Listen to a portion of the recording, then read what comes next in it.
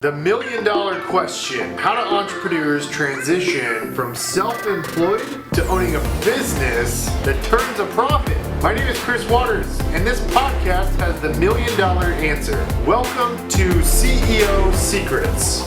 Hey guys, it's your host, Chris Waters of CEO Secrets. Welcome back. By the way, if this is your first time plugging in, be sure to hit that subscribe button. You can always check us out live on Facebook in our private Facebook group, Chris Waters Rainmaker Alliance, and subscribe on YouTube or one of the many podcasting systems we're syndicating on. But today, I've got a really fascinating guy on the podcast. As many of you know, I've been in the real estate brokerage and investment world for quite some time. And we've got a really special guest on today that started one of the probably leading platforms for investors for a done-for-you solution from a lead generation perspective for people that are looking for investment properties, wholesale deals, and things of that nature. I'd like to give a welcome. Gary Boomershine, welcome to CEO Secrets. How are you doing today, Gary? I'm good, man. Super excited to be here and super happy to provide as much value to your loyal listeners as possible. I mean, the whole CEO Secrets is a great topic because many people in our business, they just haven't really broken through on how to truly be a CEO of leveraging other people and giving them freedom of time, right? As opposed to working the JOB. I call that just over broke. So super excited about today.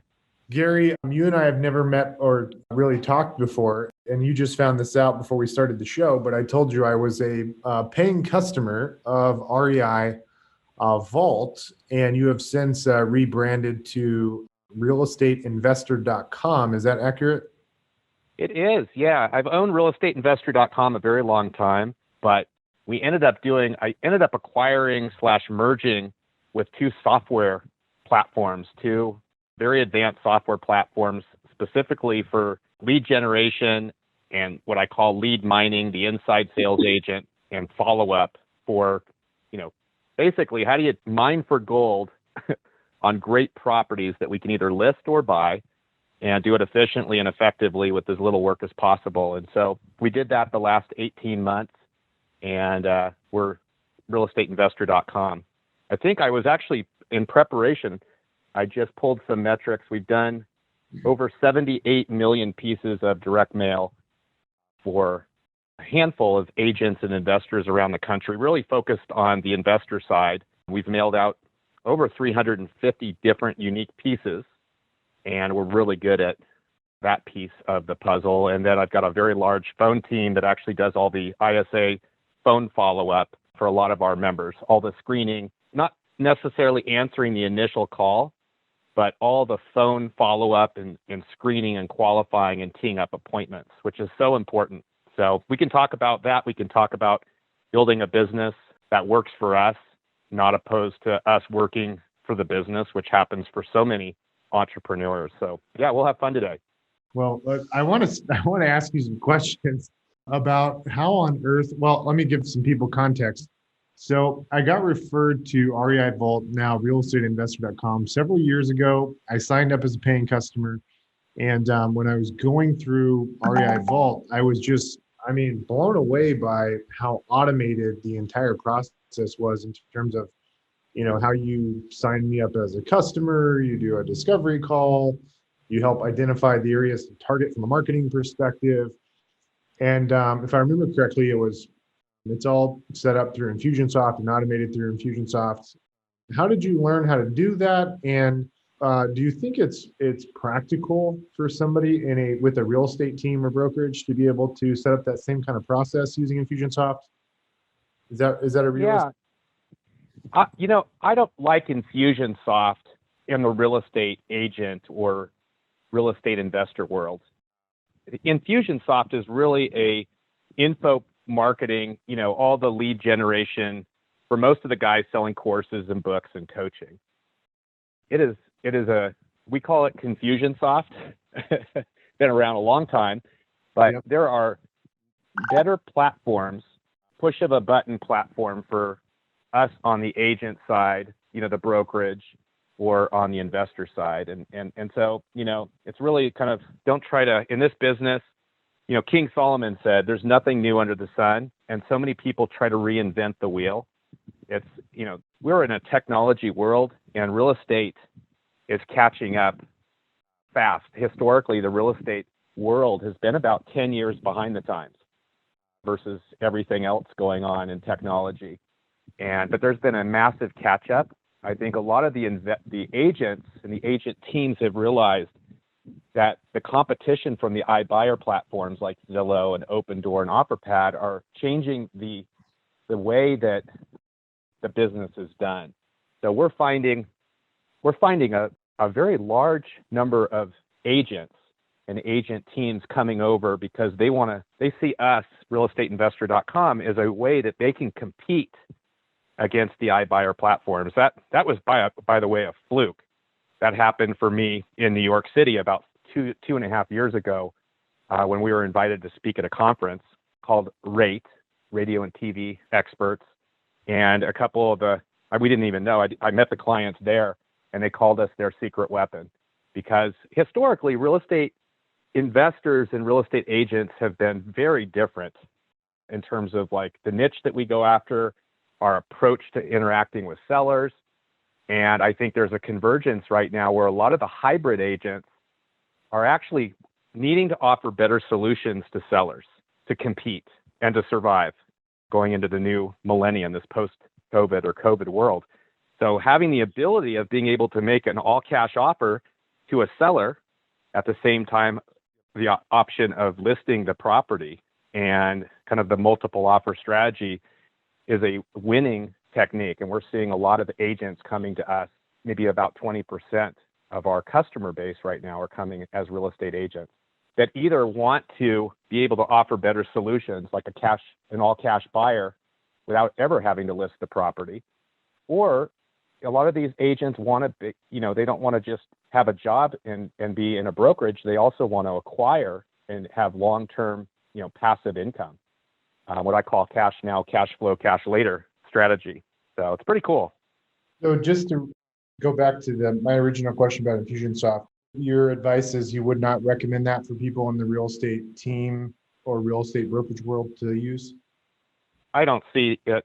I think there's a lot of better platforms that are built for agents or for investors.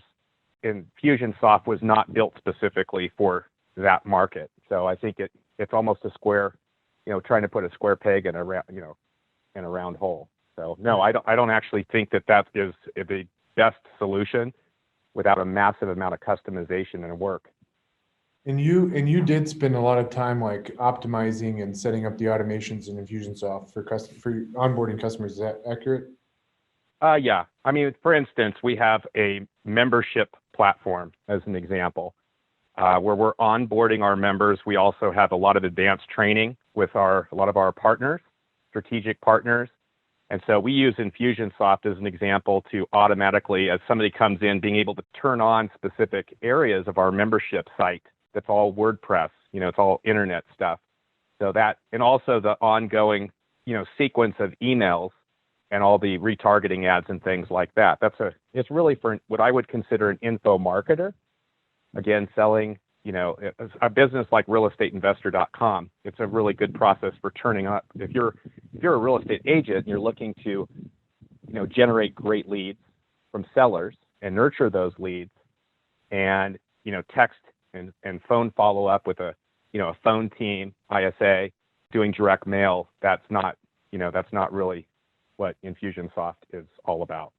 Did you hire somebody to help you set up all the automation and run InfusionSoft? We did. Yeah. I hired, in fact, multiple teams. We've had InfusionSoft for probably 8 years that we've been using. And again, realestateinvestor.com is its own CRM. So we have a platform that's not InfusionSoft. It was actually custom built.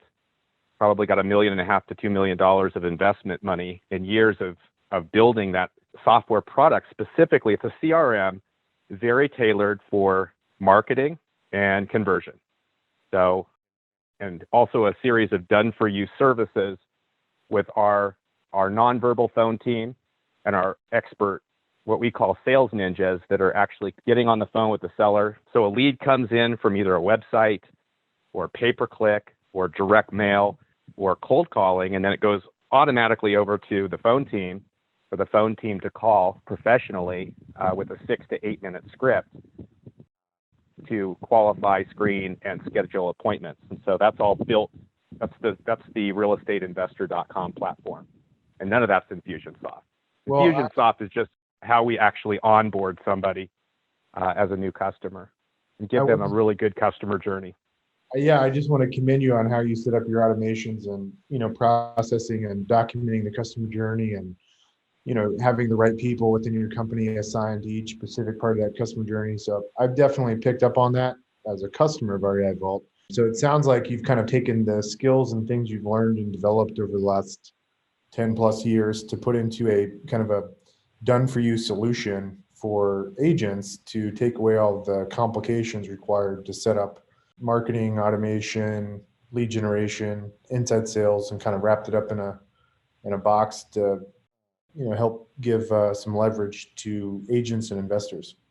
Yeah, I think that's perfect. And for the listeners, it might be helpful to give a little background of me and understanding kind of where I came from. So I grew up in a real estate brokerage family and an entrepreneurial family.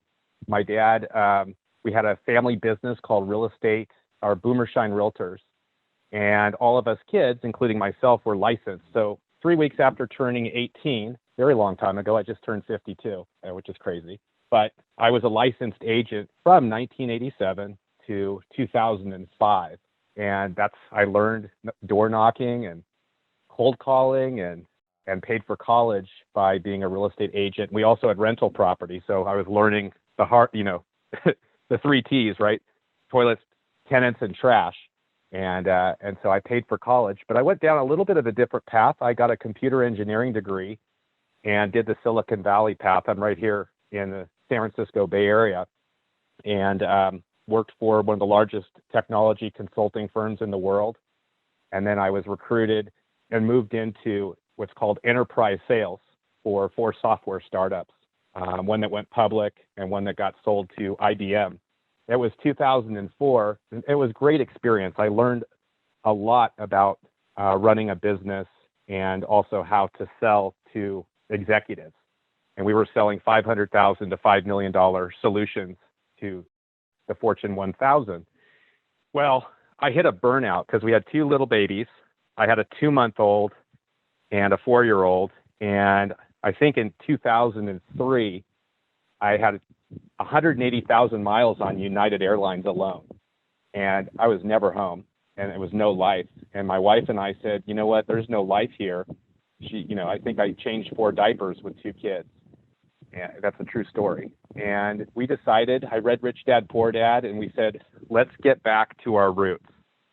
And let's take our little nest egg and let's get into real estate investing. And so I went full time, cold turkey, May 17th of 2004, and never looked back. And I think I've done maybe 700 or 800 transactions, maybe more, which means, and I do a lot of lending today. I just moved out of the Bay Area. We decided to get the heck out of crazy San Francisco Bay Area, sold everything, and we were going to leave the state. And I moved up to the mountains, which is where I'm at now. And with the family, we've decided to stay here. We love it. Super like-minded people, and it's beautiful. So I dropped some direct mail, and my phone's ringing off the hook. I looked at 3 properties yesterday, and there's 2 that one of 2 that we'll probably pick up as our primary residence. So I love real estate investing. How this all kind of ties together for the listeners is I knew if you put me in front of a seller, I'm really good at closing deals. I love building solutions for sellers, and I love competing and beating out competition. But what I found is it's really hard to find those deals. And the type of deals I'm talking about are off market. These are, how do we find, there's 112 million properties on public record. 54% are really non-retail deals. They are typically non-owner occupied properties that need a lot of work across America. And actually, 1/3, actually 30% of all properties in America today are free and clear, have no mortgage.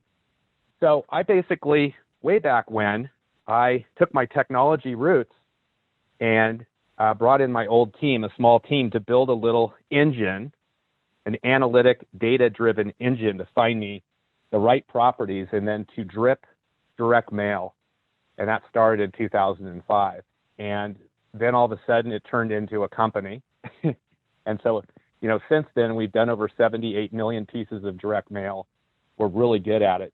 And the secret for a lot of people, they're like, oh, direct mail doesn't work. They also would say, Gary, you're a technology guy at heart, and you're using the direct mail.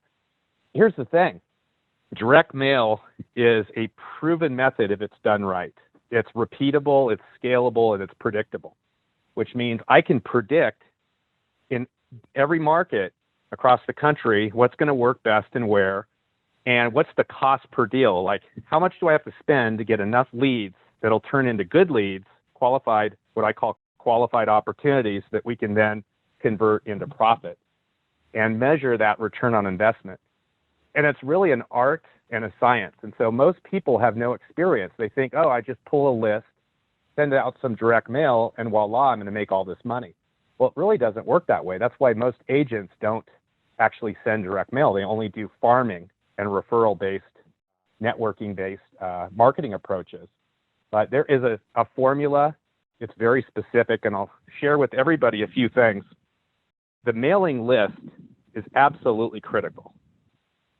So you can't just pull a list from a data provider and expect any results. You're wasting a lot of money going after the wrong stuff. Mm-hmm. Gary, I think what may be useful for the audience is if you could diagnose what I've done in my real estate group in Austin. Sure. We sent out hundreds of thousands of pieces of mail, and we tested REI Vault, and we've had a very difficult time finding success, generating distressed sellers or generating listings at a low enough client acquisition cost to where it can be something we do consistently. And so I've failed miserably at direct mail and wasted at least $500,000. And we have some other listing lead sources that work extremely well. Our group in Austin probably takes 50, 60, 70 listings a month. And so we know how to take listings. We have a great inside sales team. But everything I've done to generate distressed deals has been very difficult to scale and do, consistently. I'm kind of curious if you could maybe it'd be great for the audience to hear how your brain would work to diagnose why we failed.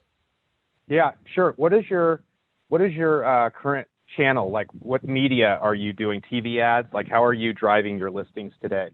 Yeah. What's working best? Radio, TV, and billboards. Awesome. And what's your average cost per acquisition off of those media sources? It's $1,800. Okay. So if you're doing direct mail in Austin, you're definitely going to pay more money on the direct mail. You're going to the cost per acquisition off of direct mail in the Austin area. If you're outside more in the hill country, it'll be less, but I would say you should probably be closer to maybe $2,400. It can come down substantially lower on direct mail. Are you, in terms of your listings, what percentage are coming off of that first phone call? That first phone call off of a billboard, off of TV, would you say? 70%. Yeah. So direct mail, there's push and pull. So you're going out with direct mail or cold calling or broadcast texting and things like that. You're going out. That's a push to the seller. If you are doing pay-per-click, online marketing, TV ads, it's usually kind of a pull, which means they're coming to you. They're seeing your advertisement.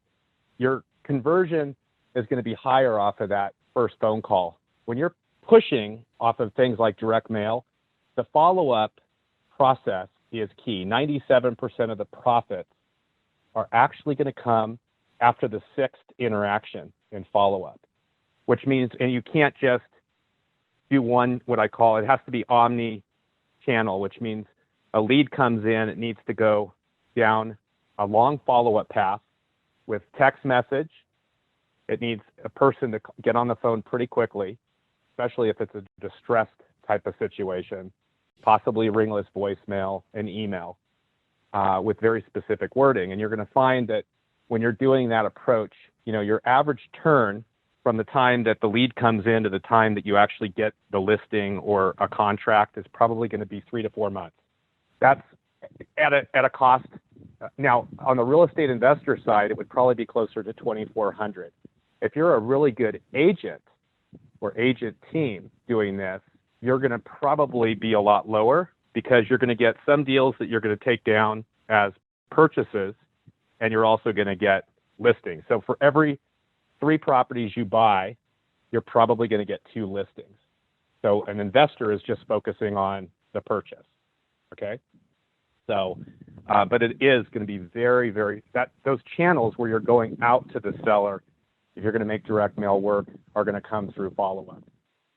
And it's also very market specific. If you're in Austin, if you're in Phoenix, if you're in San Diego, it's going to be a lot more competitive because, a lot of sellers are receiving a lot of things around direct mail. So like when somebody comes to us, we'll tell them, we have people who will come in from Phoenix as an example, and we'll tell them, hey, we don't recommend right now that you actually do direct mail unless you're prepared to spend close to $4,000 to $5,000 per acquisition.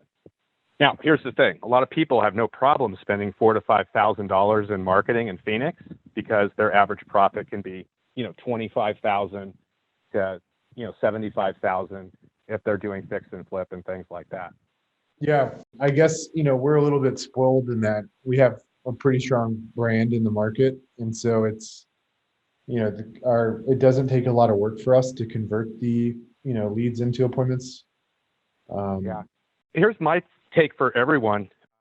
If you find something that works, scale it, right? And grow it. And, don't fix something that's not broken. So if you've got channels like TV and billboards and those work, then scale it up and continue to refine and fine tune it. What I would say for somebody like you is maximize the follow-up if you don't have it in there. But if you're already getting 50 listings a month, which is fantastic, but you could probably optimize the follow-up funnel, which is what I call leaky buckets. Most people don't realize, it's expensive to get the initial seller to put up their hand.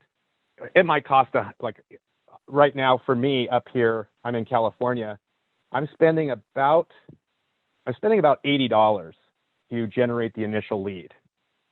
Okay. But it costs me less than $10 or $15 max to follow up with them forever through text follow-up and phone follow-up, et cetera. So I've got somebody that can actually, follow up for me for the long haul. And so I don't mind. I'll take down deals that are 9 to 12 to 18 months. I'll give one story. We have a gal on the East Coast. Her name was Cheryl. And Cheryl was mailing, you want to be very consistent on direct mail. So Cheryl was mailing. We were mailing for her, I think, 2 years to the same list of sellers.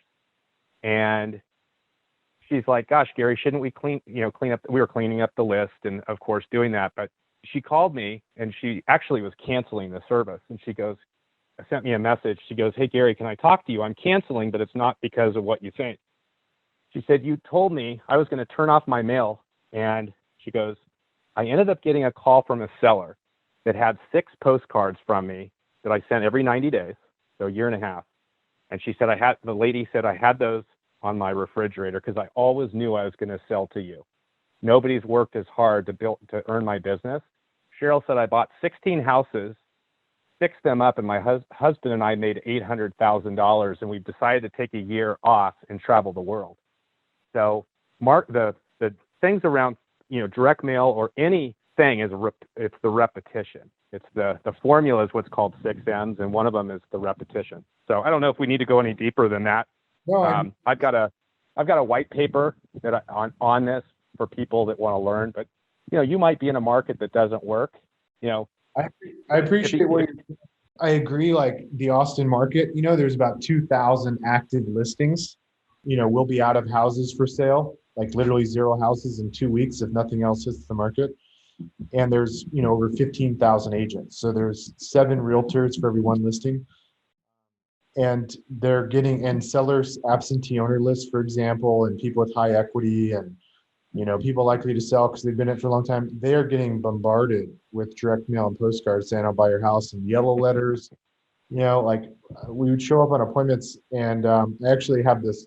We had this one appointment we went on, and they hired us to list the house, and they gave my listing agent this box of all the marketing collateral that they had received over the last 2 years, and there were no less than 100 pieces of mail in this box. I still have this box today.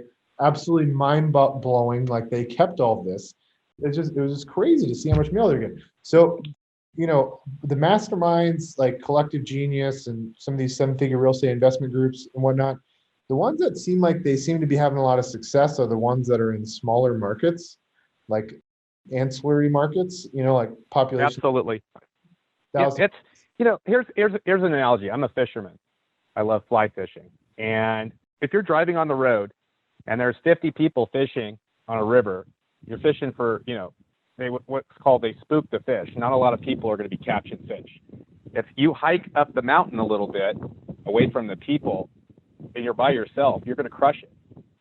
What happens is when the same seller gets overloaded, they don't call anything. The other piece is it has to stand out. So in the competitive markets, we hear consistently that people we hear this from our members. They always ask, and we kind of coach them, like, how many pieces do you get, and would you collect them for me? And then why did you call me? And it's usually because it stands out. It looks a little different. There's lots of science around that. 4x6 postcard is an example. Most of the print houses are not doing a true 4x6. So you want thick paper. It needs to be at least 110-pound paper. It's got to be good wording. It shouldn't be branded. It's all about the copy. So, but at the end of the day, in the San Francisco Bay Area, you're going to spend $5,000 to $7,000 in marketing, direct mail, to pull down a deal. You're going to get less than 1% response rate. In some cases, less than 0.5% or less than 0.25% response rate. So you got to be, if you're doing it, you got to be really on top of the leads. Your sales game and your follow-up has to be absolutely fine-tuned. And where are you? You can't. I got a quick question for you, Gary. From a macro perspective, we're undoubtedly in an asset bubble. Rates are really low, lots of money being printed. Where do you see the opportunity? Maybe it's not even in single family. Like, where do you see the opportunity from an investment perspective over the next 5 to 10 years? If I gave you a check for $100 million, how would you deploy the capital in a reasonable amount of time to return double-digit returns to me, the investor? How would you answer those questions? Yeah, that's a great question. I mean, you asked multiple questions. So first and foremost, I think we are in a euphoric stage of real estate. A lot of people think this is the new normal. I don't. I actually think we are sitting on a massive bubble, especially in the areas, the coastal areas. I think we're going to see there's only so much money that you can print in stimulus checks. So that's going to end at some point. You're going to see a lot of businesses fail. You're going to see a lot of retail shopping centers that are going to fail. Those restaurants are going to fail. They all have houses. So I think we're going to see a massive surplus of inventory, a supply that's going to change the market for a period of time in the distressed market. And I think that we're going to see a drop in the prices for a period of time. It's happened. We have a fiat money system. It's happened almost every 7 years for 100 years. We've gone over 12. So I'm personally being very watchful in how I invest. I'm a lot more conservative. I wholesale deals because there's massive buyers. I mean, the buyers right now are buying with insane. Their numbers don't make a lot of sense. So I love wholesaling deals. I'm picking up some creative deals, and then of course I'm lending. I'm doing a lot of first position lending, which I love. So I think we're going to see a short term that's probably somewhere between 9 and 18 months from now, that we're going to see a massive supply and the market's going to turn. And that's going to be a massive buying opportunity for people that are ready for it, followed by massive inflation, where property values skyrocket. And so many of us, I know a lot of guys in CG as well. You were mentioning Collective Genius. A lot of us are watching and thinking the same thing. I don't have a crystal ball. I look at the past as an indicator for the future, and I'm very data driven, watching the markets, the inventory, and where the opportunity is. I like outside of the major metropolitans right now. I like to be outside a few counties away. So like in the Bay Area, I haven't sent direct mail in the San Francisco Bay Area in years. It was working nice from 2009 to about 2013. And then the competition, everybody's mailing. You go to every seminar and they teach how to pull an absentee list. And so sellers would get, inundated with direct mail. So, if you had 100 million, the second question you asked of the 100 million and how I would deploy it, I would be preparing for it. I would be preparing for the market. I wouldn't be deploying. I'd be deploying in first position mortgages right now, which is what I'm doing. Low LTV, asset-based lending, looking at the downside and preparing for a massive land grab.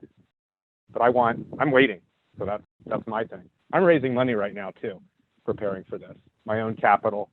I've gotten into a pretty liquid position and preparing for this massive transfer of wealth that happens in every one of these cycle turns.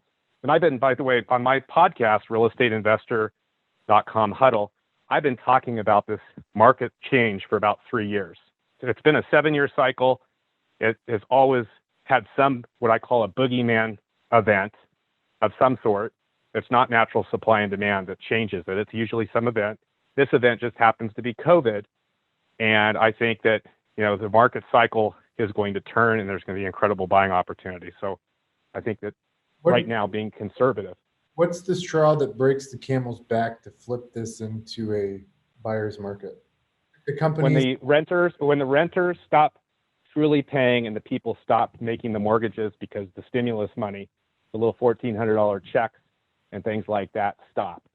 And the Fed decides that they're not going to bail out like they are, and they're going into they're allowing the properties to cleanse, a cleansing of the market. And we're going to see a massive inventory shift, where's the opportunity is. I think the opportunities will be courthouse steps for foreclosure auctions. We'll see bank-owned REOs again, ticker tapes. I think a lot of the hedge funds are either playing the game for the long haul over the next 30 years and going ahead and buying and Zillow took $1 billion loss last year. So how many of us can take $1 billion loss? Not many, right? So, but they're planning. They don't care about the loss because they're planning over the next 30 years. Most of us can't do that. So I think that we're going to see HUD properties, every cycle change.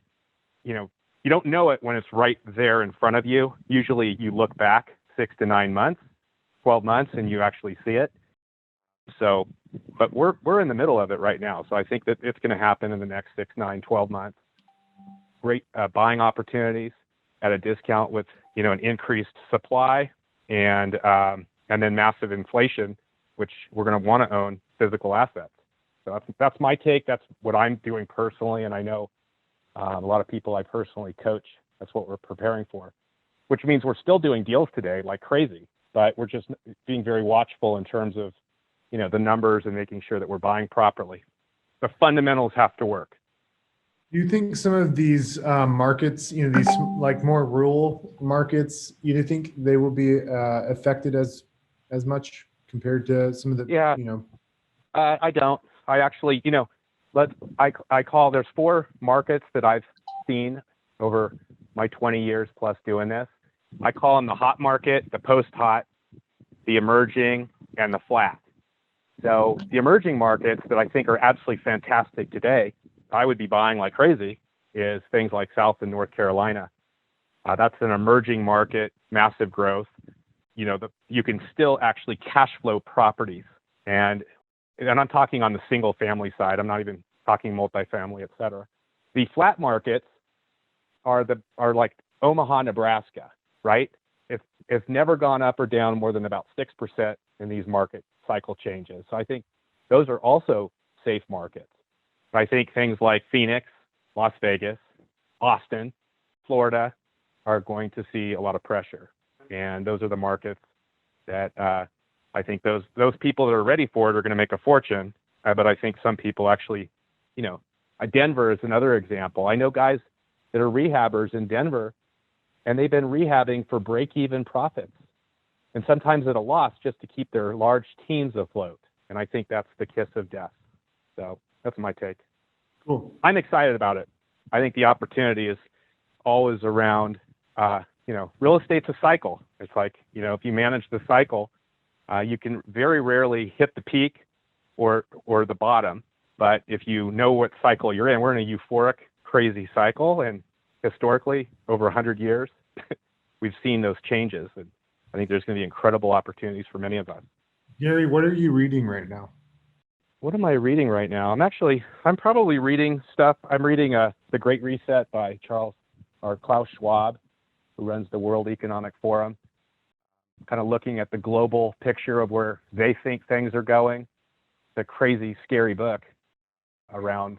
I'm reading another one by Alex Newman. Is that right, Alex Newman? He wrote a book called Deep State. So I'm reading some of that just to get a better perspective of where the global environment is going. I just finished. It is not released yet. I just wrote my first book called The Freedom Code, which is everything I've learned in real estate of how to survive and thrive. And that's going to be coming out here in the next couple of months. I can give you guys a site to stay on the list if you want a free copy of that. But it's been on my bucket list forever. But I'm hoping it to be a disruptor book on how to build a business that fits us as opposed to getting stuck. A lot of people get into real estate for financial freedom and freedom of time, and they get lost and create nothing more than a really crappy job. And so my goal with the book is to be able to provide all my lessons and mistakes over the last 17 years, which I've made a lot of mistakes, and be able to share it with others as a disruptive book. It's definitely not a book. It's how to basically look at real estate. It's a leverage game. And a lot of people understand leveraging money and using other people's money, but they don't understand the value of leveraging other people's time, experience, and resources, and borrowing resources and doing what other industries do. And so my goal is to be able to share those lessons with everybody. Just a little tangent here outside of, I want to include in the show notes the link for the book. And so I'll get that for you offline and we'll put in the show notes. Are you doing any investing in crypto at all? I do. I kind of missed the mark, but I started buying at 4,000 to 15,000, and I have a handful of it. I'm definitely a physical metals guy. If people actually heard what I own, they would say, "Oh, you're a total prepper." So I've been acquiring physical metals for a very long time. I think it's a great hedge against inflation. I do a lot of first position mortgages. I got a little Bitcoin. I have a totally different perspective on Bitcoin because I do think we're going to go into a digital currency one way or the other. That's where things are going. It's documented. It's available for everybody to see. And so I think the infrastructure for Bitcoin is going to be leveraged. I'm not sure if Bitcoin is going to be it. So it was at 58,000 the last I looked. a little above what I'm doing. What do you think will be the crypto of choice or the digital currency? Do you think the United States will create its own? What do you think, people will end up being drawn to? Well, we need a couple of hour podcast just on that topic. I think there's two competing ones right now. I think you got one that is a Rothschild Federal Reserve based system that is backed by a passport, electronic currency that will eliminate the need for the banks, the way that the banks are used. I think it'll be a worldwide currency. That's the one I'm hoping against. And then there's another one that is more a national based, backed by the gold standard, that I'm hoping for, but less positive. So I think there's two competing ones right now. And, I look into it. I'm a just a bigger picture. There's Republican, Democrat, this thing, that thing. I don't concern myself. I'm more of a capitalist. I believe in that we're all free to, and I think the United States has been a wonderful place to live for a very long time, and we've had rights and freedom. And I think a lot of that stuff is going away quickly. I think politically, you got there's national the national side of nationalism, and then you got globalism. And those are the two things. Globalism for me is communism, totalitarianism, Marxism. Some people call it socialism. I don't. I think that's disguised long term. So I'm very much more of a nationalism type of guy, looking into how do I maneuver and hedge to basically survive and thrive on where the world's going. And so I watch that just from a standpoint of where things are going to go, because it could be pretty dark and time consuming, and people get all conspiracy theorists on you. I'm a conspiracy realist, and I just look at the global picture and try to make my bets based on that. So I'm not putting a lot into Bitcoin just from my own perspective long term. I think the infrastructure is the play, the infrastructure around blockchain and all the technology that will ultimately be used to support the new system. But I see 100% chance from my perspective on an electronic currency that's coming sooner than we think, in place by 2025 or 2030 ultimately. That's what's documented. Gary, this has been a great conversation. So if people want to get on your list for the book, you want to tell us just verbally what it is, and then I'll put in the show notes? Yeah, let's see. The best place to go is, I'm going to give this to everybody, realestateinvestor.com/Gary Gifts, Gary, Gary -gifts. So realestateinvestor.com/Gary-gifts. And then if you would like, you can send an email to info@realestateinvestor.com and ask for the book, and we'll put you on the list to get a free copy of it.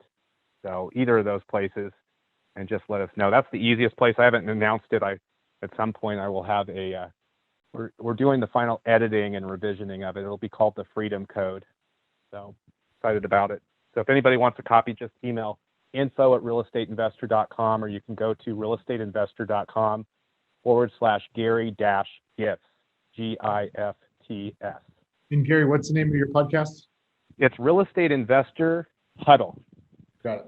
Cool. And well, Gary, thanks for being on the show today. If you guys are tuning in for the first time, be sure to hit that subscribe button. Gary, you put out a lot of great insight and content. People should definitely check out your new book. Like I said at the very beginning of the show, I was really impressed by the process side of things when I signed up with RE Vault as a customer. And unfortunately, it didn't work out in my market, but I have tested it in other markets, and it's been very effective. And I am grateful to have had you on the show today. We've had some interesting conversations outside of real estate, and it's great to hear your perspective on where the market's going and a little bit about crypto. Hey, I bet there's so many people trying to disrupt the real estate brokerage industry. I think the industry that's going to get disrupted is the title industry with blockchain technology. So absolutely. Thank you so much for being on the show, Gary. Everybody go check out Gary's book, get on the list to get a copy of his book. This guy is one of the foremost experts in the investment world for real estate, and knows his stuff. Again, for anybody tuning in for the first time, be sure to hit that subscribe button, and you can check out our private Facebook group, the Chris Waters Rainmaker Alliance page, and you can also watch this on YouTube if you ever want to catch the video side of it. Until next time, bye everybody.